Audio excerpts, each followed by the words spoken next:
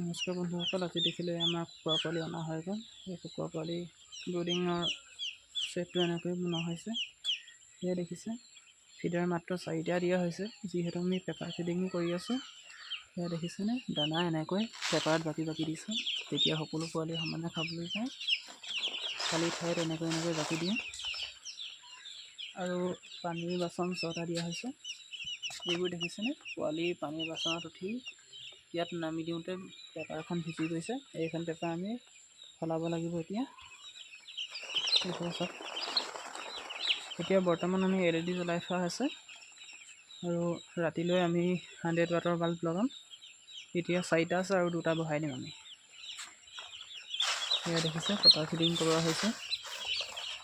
Paper feeding কৰিলে কি হয়, পোৱালি সকলোৱে সমানে দানা খাবলৈ পায়, কোনো ডাঙৰ সৰু নহয় তেতিয়া।